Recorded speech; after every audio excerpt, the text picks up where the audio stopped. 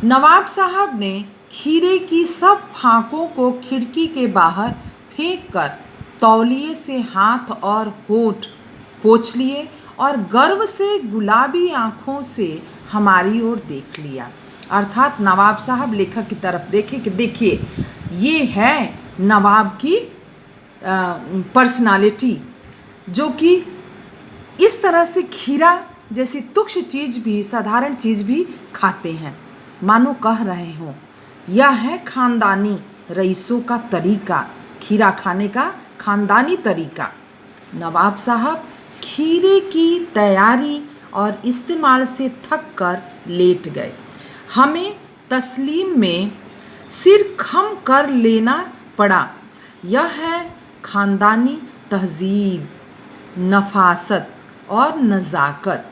हम गौर कर रहे थे खीरा इस्तेमाल करने के इस तरीके को।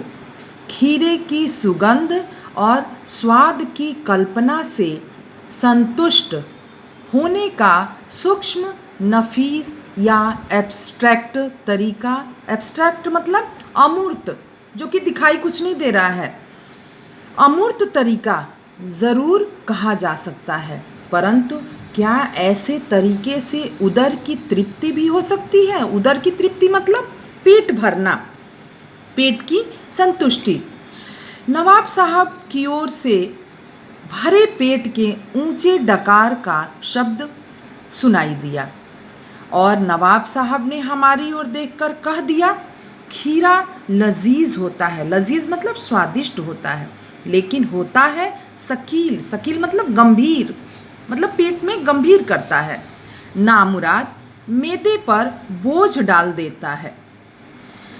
अब देखिए नवाब साहब ने खीरा तो खाया नहीं, लेकिन उनको डकार भी आ गई और उनको ये एहसास भी होने लगा कि खीरा बहुत लजीज था और वो पेट में गंभीर करता है। ये सारा एहसास उनको हो रहा था। तब लेखक ने एहसास किया, ज्ञान चक्षु खुल गए। लेखक की ज्ञान रूपी आंखें खुल गई ये सब देख करके, क्या कि बिना खीरा खाए कोई व्यक्ति डकार ले सकता है, उसका एहसास कर सकता है कि वो स्वादिष्ट है या कैसा है। तो लेखक भी तो कहानी लिखने से पहले, ये कहानी लिखने से पहले यही बताना चाहते थे कि बिना कथ्य की कहानी नहीं लिखी जा सकती।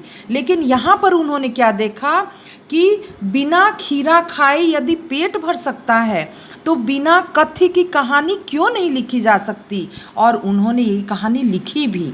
तो खीरे की सुगंध और स्वाद की कल्पना से पेट भर जाने का डकार आ सकता है, तो बिना विचार, घटना और पात्रों के लेखक की इच्छा मात्र से, इच्छा मात्र कल्पना मात्र से, सोचने मात्र से नई कहानी क्यों नहीं बन सकती। अर्थात नई कहानी बिना पात्र के, बिना घटना के, बिना विचार के बन सकती है। ये लेखक ने ही प्रमाणित कर दिया ये कहानी लिखकर। धन्यवाद।